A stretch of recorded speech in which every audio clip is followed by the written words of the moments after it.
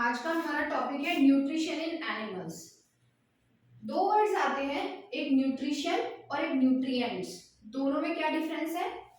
Nutrition क्या है? Process of taking food and utilize it. तो जो खाना हम खा रहे हैं और उसको हम अपनी बॉडी में कैसे यूटिलाइज करें कि वो हमें एनर्जी दे, हमारी ग्रोथ करे, हमारी बॉडी में रिपेयर करे। तो फूड में जो भी कंपोनेंट्स होते हैं उनको हम न्यूट्रिएंट्स बोलते हैं, जिसमें carbohydrate, protein, fat, vitamin, mineral, roughages और वाटर आते हैं। ठीक है। सो इन न्यूट्रिएंट्स को फूड की फॉर्म में खाना और उस फूड से एनर्जी गेन करना, that process is called nutrition. ठीक है। सो न्यूट्रिशन एक प्रोसेस है जिसके पार्ट हैं इंजेशन, डाइजेशन, एब्जॉर्प्शन, एसिमिलेशन और इजेशन। ओके। तो अगर मैं इन सबको सिंप्लीफाई करूं तो इंजेशन का मतलब होता है फूड को एंगल्फ करना, process of taking food into the body, यानी कि खाना खाना, फूड को माउथ में रखना। So that process is called ingestion. अब आता है सेकंड, डाइजेशन। डाइजेशन क्या है? जब वो खाना हमने खाया वो कॉम्प्लेक्स फॉर्म में होता है, जैसे कार्बोहाइड्रेट, प्रोटीन, फैट, ये क्या है? कॉम्प्लेक्स फॉर्म में है। जब हम इनको खाते हैं तो ये बहुत सारे हमारे डाइजेस्टिव एंजाइम्स के साथ हमारा खाना मिक्स होता है और वो सिंपलर फॉर्म में ब्रेक डाउन होता है। जैसे कार्बोहाइड्रेट है, इसकी सिंपलर फॉर्म बनेगी ग्लूकोज। ओके। प्रोटीन की सिंपलर फॉर्म बनेगी अमीनो एसिड। ऐसे ही फैट की सिंपलर फॉर्म बनेगी ग्लिसरॉल। ठीक है, लिपिड्स। और विटामिन, मिनरल, रफेजेस और वाटर ये ऑलरेडी सिंपलर फॉर्म में होते हैं, इनको हमें डाइजेस्ट करने की जरूरत नहीं है। ये हमारे फूड को डाइजेशन में हेल्प करते हैं। कार्बोहाइड्रेट, प्रोटीन और फैट ये सब कॉम्प्लेक्स फॉर्म में होते हैं। इन सबको स्मॉल सॉल्युबल सब्सटेंसेस में ब्रेक डाउन करने की प्रोसेस ही डाइजेशन कहलाती है। और ये डाइजेशन की प्रोसेस हमारी एलिमेंट्री कैनाल में कंप्लीट होती है। तो ये डाइजेशन की प्रोसेस कैसे कंप्लीट होगी वो अभी हम इस पिक्चर में देखेंगे। ठीक है। जब ये डाइजेशन कंप्लीट होगा तब होता है एब्जॉर्प्शन, यानी कि जो फूड सिंपल फॉर्म में आ चुका है वो हमारी बॉडी में इंटेस्टाइन की वॉल से ब्लड स्ट्रीम्स में चला जाएगा और वहां से हमारे सारे सेल्स में पहुंच जाएगा और उस प्रोसेस को फिर हम बोलेंगे एसिमिलेशन। अब अगर मैं ये सारी प्रोसेस को आपको इस डायग्राम के थ्रू समझाऊं तो आपके लिए ज्यादा इजी होगा। देखिए ये माउथ है, तो माउथ को अब हम साइंटिफिक टर्म में बोलेंगे बक्कल कैविटी। ठीक है। अब हमारे माउथ में कुछ होती है सलाइवरी ग्लैंड्स। तो जो ह्यूमन का डाइजेस्टिव सिस्टम है उसमें केवल एलिमेंट्री कैनाल नहीं है। कैनाल क्यों बोलते हैं? क्योंकि ये बोथ साइडेड ओपन होती है, माउथ से और एनस से। ठीक है, इसीलिए इसको कैनाल बोला जाता है। एलिमेंट्री कैनाल के अंदर कई सारे ये चैम्बर्स हैं जिनके अलग अलग नाम है, वो आपको सीरीज में ही याद रखने पड़ेंगे एक सीक्वेंस में, इसलिए मैंने नंबरिंग भी की हुई है 1 2 3 4 5 6 7। ओके।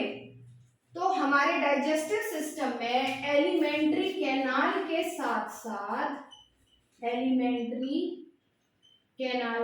साथ क्या है? Digestive glands. तो ये दोनों मिलके ही हमारा डाइजेस्टिव सिस्टम कंप्लीट करेंगे। डाइजेस्टिव ग्लैंड्स क्यों है? क्योंकि हमारा जो खाना है उसको ब्रेक डाउन करने के लिए बहुत सारे एंजाइम्स चाहिए। वो एंजाइम्स उसमें मिक्स होंगे तभी हमारा खाना जो है अपनी सिंपलर फॉर्म में आएगा। तो माउथ बक्कल कैविटी से हमारी एलिमेंट्री कैनाल स्टार्ट होगी, जहां हमारे माउथ में सलाइवरी ग्लैंड भी होगी जिससे सलाइवा निकलेगा जो हमारे खाने को मॉइस्ट करेगा और कार्बोहाइड्रेट का डाइजेशन यहाँ स्टार्ट हो जाएगा। उसके बाद हमारा यह फूड पाइप है जिसको हम ईसोफेगस बोलेंगे। ठीक है। ईसोफेगस से होता हुआ फूड हमारे स्टमक में आता है। अब यहाँ पर ईसोफेगस उसको ऐसे कॉन्ट्रैक्शन और रिलैक्सेशन करता हुआ खाने को आगे भेजता है और उस मूवमेंट को हम बोलते हैं पेरिस्टासिस मूवमेंट, यानी कि फूड को कॉन्ट्रैक्ट करके ऐसे पुश करके आगे को भेजना, दैट इज कॉल्ड पेरिस्टासिस मूवमेंट। अब ईसोफेगस से होता हुआ खाना कहाँ पहुंचा? स्टमक में।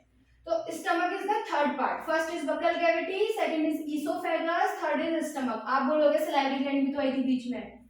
सलाइवरी ग्लैंड डाइजेस्टिव ग्लैंड का पार्ट है, एलिमेंट्री कैनाल का नहीं है। एलिमेंट्री कैनाल में बकल कैविटी, ईसोफेगस, और ये क्या है? ग्लैंड। तो ग्लैंड कहाँ है? एक हमारे बक्कल कैविटी में ही आती है और बाकी आगे आएंगी लिवर और पैनक्रियाज। तो एलिमेंट्री कैनाल में क्या है? बक्कल कैविटी, ईसोफेगस, और अब हम पहुंच गए स्टमक में। स्टमक में ग्लैंड्स होंगी, गैस्ट्रिक ग्लैंड्स। यहाँ पर एक बहुत स्ट्रॉन्ग एसिड बनेगा HCl, ठीक है। ये स्ट्रॉन्ग एसिड क्या करता है? हमारे फूड को डाइजेस्ट करेगा, तो हमारा प्रोटीन भी यहाँ डाइजेस्ट होना शुरू हो जाएगा। अब ये फूड पहुंचा कहाँ? स्टमक से स्मॉल इंटेस्टाइन की तरफ। तो जैसे ये स्मॉल इंटेस्टाइन की तरफ एंटर होना शुरू होता है, वैसे ही यहाँ पर क्या मिलेगा? लिवर, और लिवर में से क्या बनेगा? Bile juice. So liver is the largest gland of our body, और ये क्या बनाती है? Bile juice. बाइल जूस क्या करता है? बाइल जूस फैट को एब्जॉर्ब करने में हेल्प करता है। फैट क्या है?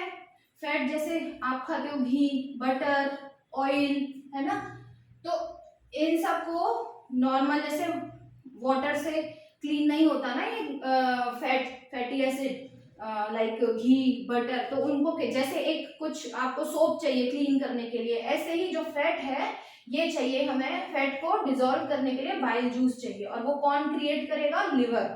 अब लिवर से बाइल जूस निकल के कहाँ पहुंचता है? गॉल ब्लैडर में। गॉल ब्लैडर का क्या काम है? ये बाइल जूस को स्टोर करती है, उसका जो उसमें लिक्विड पोर्शन है यानी कि उसको उसके डाइल्यूशन को कम करेगी और फिर उसको आगे भेजेगी। अब ये क्या है? Third, pancreas. तो पैनक्रियाज क्या हेल्प करती है? पैनक्रियाज में पैनक्रियाटिक जूस बनते हैं और इंसुलिन हार्मोन भी बनता है जो शुगर को कंट्रोल रखता है। अब यहाँ से ये सारी चीजें हमारी कहाँ पहुंच गई? स्मॉल इंटेस्टाइन में। अब जो फूड यहाँ स्टमक में डाइजेस्ट हो चुका है पार्शियली, अब वो पहुंचेगा स्मॉल इंटेस्टाइन में, और स्मॉल इंटेस्टाइन में पहुंचकर क्या होगा? हमारे पूरे फूड का डाइजेशन कंप्लीट हो जाएगा। तो ये बात याद रखिए, क्वेश्चन बनता है कि फूड का कंप्लीट डाइजेशन कहाँ होता है? स्मॉल इंटेस्टाइन में, ठीक है। तो यहाँ स्मॉल इंटेस्टाइन तक पहुंचते पहुंचते डाइजेशन कंप्लीट हो गया। अब कार्बोहाइड्रेट भी डाइजेस्ट हो चुका है, प्रोटीन भी और फैट भी। अब यहाँ पर जो ये हमारा स्मॉल इंटेस्टाइन है, इसको पूरा फूड डाइजेस्ट करना है, इसीलिए ये अपने सरफेस एरिया को बढ़ाने के लिए ऐसे छोटे छोटे ना फिंगर लाइक प्रोजेक्शंस बना लेती है, जिनको हम बोलते हैं विलाई। क्यों? क्योंकि एरिया इतना छोटा है लेकिन उसको बहुत सारा काम करना है, तो ज्यादा से ज्यादा काम करने के लिए ये अपने छोटे से ही एरिया में अपना और सरफेस एरिया बढ़ाने के लिए इस तरीके से अपनी फॉर्म बना लेती है फिंगर लाइक प्रोजेक्शंस में या आउटग्रोथ्स में। अब ये विलाई क्या काम करेंगी? यहाँ से साइड से स्मॉल इंटेस्टाइन से हमारी ब्लड वेसल्स इसके पास में अरेंज्ड होती है, तो जितना भी फूड डाइजेस्ट होगा हमारा, जो लिक्विड फॉर्म में आ चुका है, वो इन ब्लड वेसल्स में इस तरीके से एब्जॉर्ब हो जाएगा, ठीक है, और ये ब्लड के थ्रू हमारे सारी बॉडी सेल्स में पहुंच जाएगा। सो इंजेशन कंप्लीट हुआ, डाइजेशन कंप्लीट हुआ, और देखो एब्जॉर्प्शन मतलब process of digested food passes through the intestinal wall into the blood stream. Blood stream में पहुंच गया फूड, यानी एब्जॉर्प्शन की प्रोसेस भी कंप्लीट हो गई। अब आता है एसिमिलेशन, यानी कि जो हमारी बॉडी सेल्स हैं वो इस एब्जॉर्ब्ड फूड को यूज करेंगी और उनको लेने की प्रोसेस को ही हम एसिमिलेशन कहते हैं। अब यहाँ से जब स्मॉल इंटेस्टाइन में पूरा फूड डाइजेस्ट हो चुका है और उसका एब्जॉर्प्शन भी हो गया ब्लड वेसल्स में, तो अब जो भी वेस्ट मटेरियल बचा वो पास हो जाएगा लार्ज इंटेस्टाइन में। ऐसे ये लार्ज इंटेस्टाइन में पहुंच गया।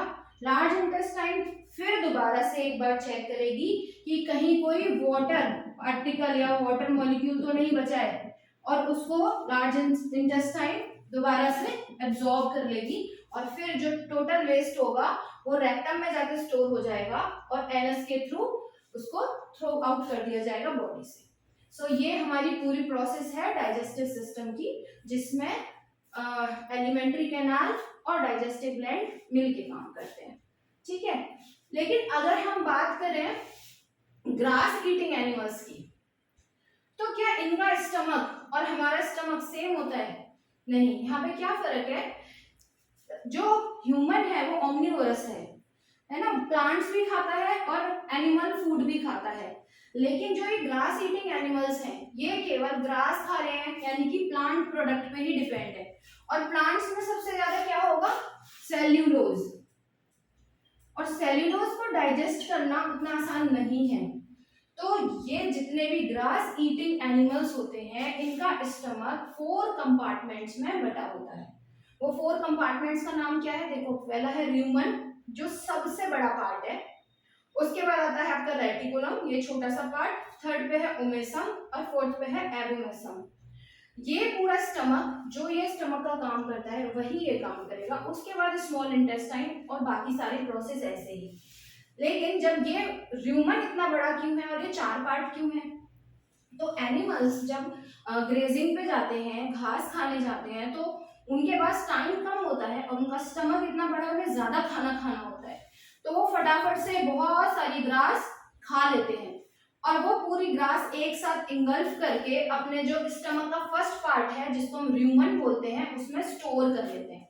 अब क्योंकि वो उन्होंने खाया है तो थोड़ा तो डाइजेशन उनका स्टार्ट हो चुका है, तो ये जो पार्शियली डाइजेस्टेड फूड है इनका, जो ह्यूमन में कलेक्ट हो गया है, पार्शियली डाइजेस्टेड फूड, इसको बोलते हैं कड, ठीक है।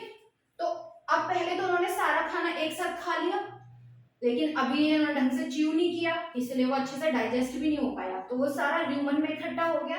अब जब भी रेस्ट पोजीशन में होते हैं, ये इस पूरे कड को, यानी कि पार्शियली डाइजेस्टेड फूड को वापस से अपने माउथ में लेंगे, फिर उसको आराम से च्यू करते रहेंगे और फिर उसको अच्छे से च्यू करके फिर वापस स्टमक में भेज देते हैं।